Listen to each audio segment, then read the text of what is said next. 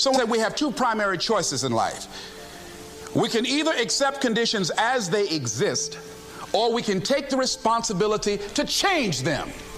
See, a lot of people want to exempt themselves from taking responsibility. All they want to do is talk about the problem. Every time you see them, they'll tell you their story over and over and over and over again. No. You want to take responsibility for your life. I got me here, I can get me out of this. And I'm getting out. I'm not going to be a volunteer victim. George Bernard Shaw said there are two kinds of people in life. You know, he said those that make things happen, those that watch things happen, and those that don't know what happened. And he said the people that get along in this life look around for the circumstances that they want, and if they can't find them, they create them. So part of beginning to get unstuck, you've got to decide that the behavior pattern that you have adopted doesn't work for you. You've got to change your strategies, and changing your strategy means reinventing your life. Recreating you, and you have the power to do that. You can decide that you're going to change, that you're not going to be a wimp. You can decide that you're going to stand up to life. You can decide that I'm going to live each day as if it were my last. You have the power to make that decision. You can decide I'm going to work on myself and develop myself. I'm going to empower me. And all of these things that are happening to me right now, they're just temporary inconveniences. They're not stronger than I am. I'm in charge here. Next thing is separate what you do from who you are. That's what the guilt trap is about. See, a lot of folk won't let you forget what you used to do or what you have done, what mistakes you've made. All of us have made some mistakes in life. All of us have done some things that if we had them to do over again, we wouldn't do it again. There are a lot of things that if I had it to do over again, if I knew then what I know now, I would have done it differently. Well, it didn't happen that way. And that's what you call life. I didn't do it like that. Oh, you don't want me to live that down. How you want to keep on putting that in my face about what I did. Guess what? I'm not interested.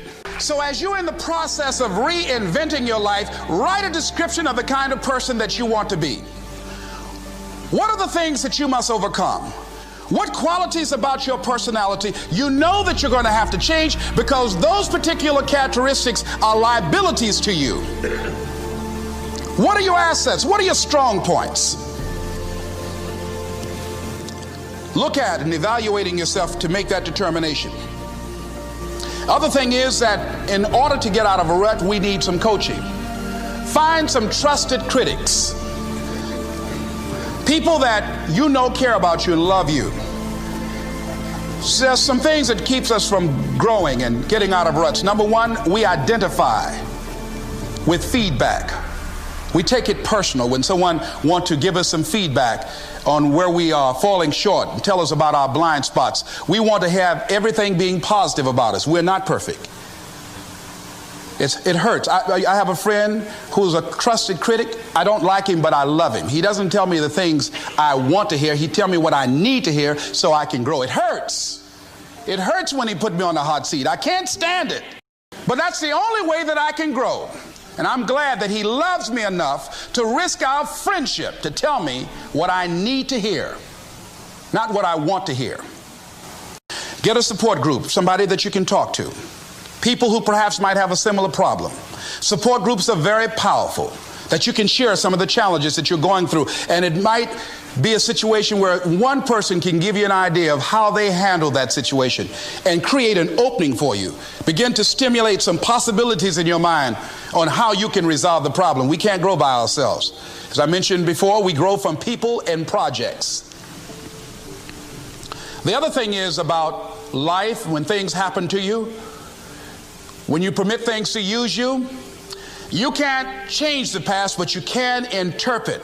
You can reinterpret how you see it. For years, I was going around with a heavy load on my shoulders, feeling bad because I was adopted, doing interviews for adoption agencies and foster homes And I was on television once, and I told these people in this particular interview that I was giving away my twin brother and I when we were 6 weeks of age. A friend of mine, fortunately, was listening to the program. And she said, Les, I'd like to have lunch with you. And so I went over to see her. She said, when a woman carries a baby for 9 months, feeling that life movement in her, it's automatic and natural for her to learn to love that baby, to expect it to come here when she bears the pain to bring it into the world. Your mother, Mamie Brown, when she came in to adopt you guys, she didn't go through that process. She looked at whoever your biological mother was and said, I'll take her. You weren't given away less. You were chosen with love. Same circumstances, same event, but reinterpreted. An interpretation that empowers me. Am I making sense to you? Yeah. So when you begin to look at your past, give an interpretation that empowers you. That's where I used to be. That's not where I am now. I'm growing. Now I want you to think about,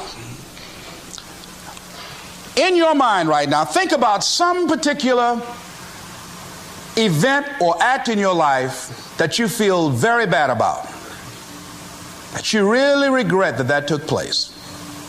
If you had to do over again, you would do it differently.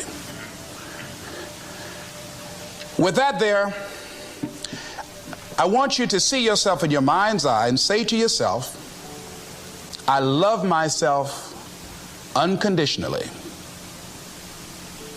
and I forgive myself. If I knew better, I would have done better. I want you to think about somebody that caused you some pain, caused you some disappointment, somebody that you don't like. Let me tell you something about the mind, how it uses you. I'll tell you something super stupid that I used to do. Do you know for years I hated my mother and my father, whoever they were, because they gave me away as I thought at that point in time? And guess what? I didn't have any faces for the hatred because I never saw either one of them. And I said, I hate them for that. And then once I forgave them and said, it's okay, had they not given me away, I would have never been blessed to have the mother that I have, who to me is the greatest mother in the world. So the universe unfolds as it should. But when I went through this process, saying forgive them, I remember in my mind as I was trying to picture these people, I had two individuals in my mind standing there with no faces because I didn't know how they look. But I released that. I let that luggage go. Think about somebody that you've hurt, somebody that you've disappointed, either deliberately or inadvertently, or someone that has hurt you deliberately or inadvertently. Think about them. Somebody that you really, when you think about them, the room turns red. Look at them in your mind's eye and say, I forgive you. I forgive you unconditionally. Whew, boy, that's a heavy load to let off. When I thought about that guy, I said, wait a minute, I can't, no, you don't know what this guy did. This was my mama. You don't know what we went through. My student said, Les, forgive, let it go. If you want to be forgiven, you better forgive somebody. None of us are perfect. All of us have made some mistakes. And it wasn't easy. It's not easy forgiving, am I right? It's hard. See, everybody won't forgive. They say, I forgive, but I don't forget now. Let it go so you can grow.